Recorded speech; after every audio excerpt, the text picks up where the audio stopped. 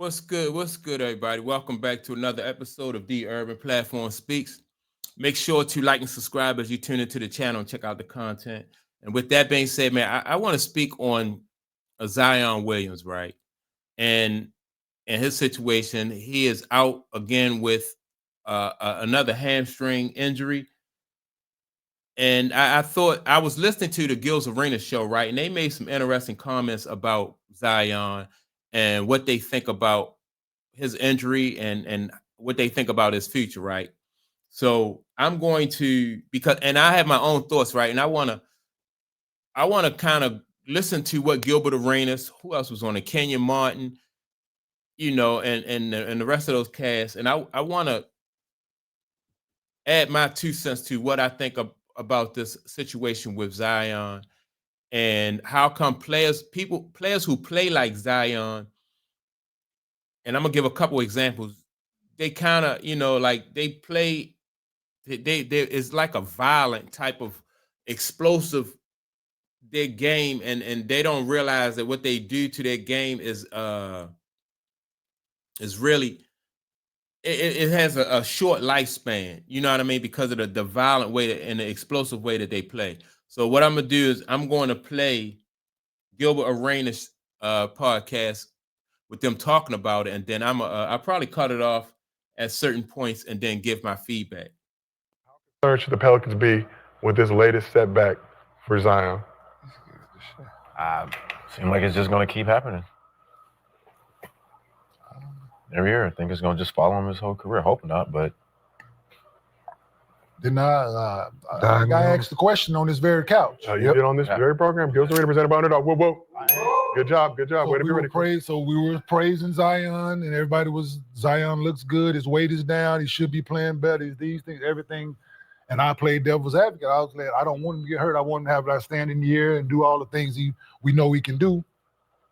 Heaven forbid. I asked the question, what if he gets same thing again? What if his hamstring acts up again? Then what are people going to say? Talking about his weight was the issue. Talking about what this was, but his weight was down. All these things. Now his hamstring thing has surfaced again. So now what? Is it his weight? What is it? Is it how he plays? Is it by what is it? I think the way he plays. I think you said it, the way he plays. Yeah, it's how he plays. And then we all know with hamstring injuries, as he's proven, it's not going to get better in 7 to 10 days. So. All right, so I agree with Kenyon Martin and Kenyon Martin. Brandon Jennings is on this panel. And what's the guy named Shaggy P or Shaggy P or something like that, right?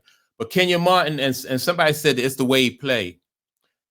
The weight plays a certain, like the weight it just magnifies it, right? Because if you look at the way that Derrick Rose played, like Derrick Rose, when he'll run full speed and then boom, he'll jump, and all that pressure coming off of his knees and off his lower body to elevate him. That the violent way he played, that's what happened to Derrick Rose, right? His explosiveness kind of like worked against him, and it wore his body down and caused him to have injuries like that, right? Anytime you put that kind of pressure on your body like that, is going to have that type of reaction. Like I said, just because he was overweight, that magnified it. That made it happen sooner. He may, if he had came in and he was at the kind of weight that, where he was supposed to be, that style of play is just so violent that you're going to have those type of injuries. I remember a guy, Antonio McDyess, right?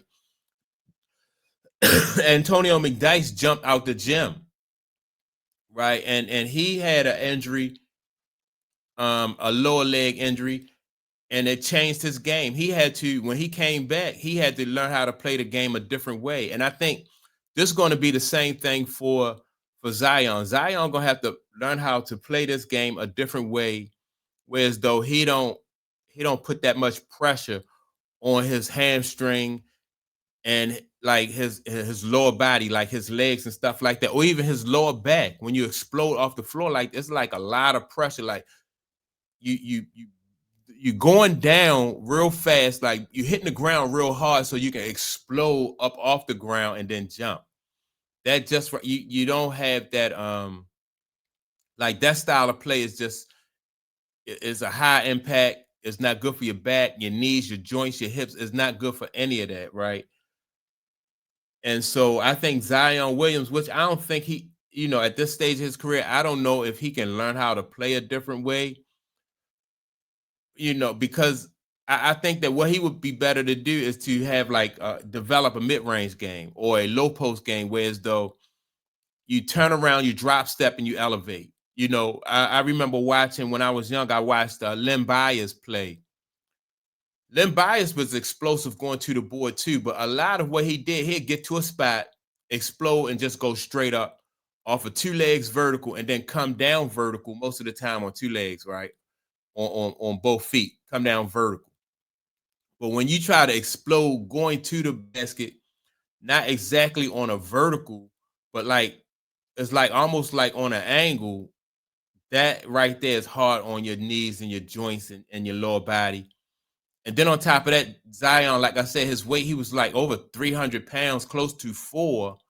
That's just, that's just a lot. That's a lot, and I remember Charles Barkley, watching Charles Barkley also. Charles Barkley was explosive like that going to the board. But Charles Barkley realized that he had to lose that weight. He had to lose that weight, man. And Charles also started shooting threes, shooting more jumpers. Early in his career, he was, he'd go to the boards and was explosive like that. But he didn't try to. And if you look at Charles Barkley game too, if you watch film on Charles Barkley, he went vertical a lot too. He had an exceptional vertical leap, so he can go straight up with 2 hands and power dunk it on people. So it wasn't always him on the break coming down, filling the lane. He went vertical off of 2, and when you go vertical off of 2, that takes a lot less stress off of like the one if you go off your left leg or off your right leg. But let me get back to some more of what Kenyon and those guys were saying. I especially want to comment on what Gilbert Arenas is going to say. Gonna go from 7 to 10 days. He's gonna come back. He's gonna have a setback. He's gonna be out a month. That month go. Hamstrings and groins are tricky, dog. Those are you can't because the hamstring you gotta rest it. It's time. You can't stretch it. You can't overdo it. You gotta red light therapy, stem, ice, all those things. You gotta rest it.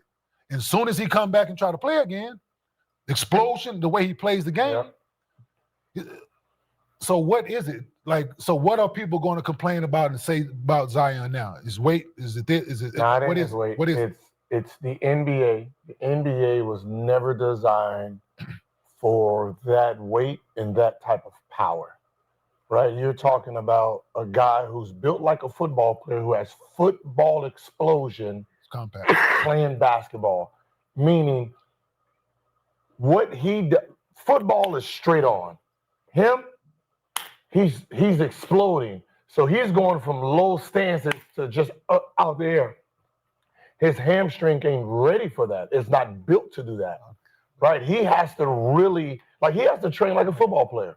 Like literally, like a running back, like a track runner, because his torque muscle is way more explosive. You're talking about like that Derrick Rose explosion when he's just coming out of, when he's coming out of zero is to a jump. Yeah, it's they're not used to that. He can't do these little. Now, all right, so even if he trained like a football, even if Zion trained like a football player, like what Gilbert said, football players don't jump 36, 40 inches, you know what I mean? Like run and then jump 36, 46 inches or 40 inches in the air. They, football players don't have to do that. Now, if he was coming out of a football stance, like somebody like a Myles Garrett, and boom, he explode, that's a little bit different.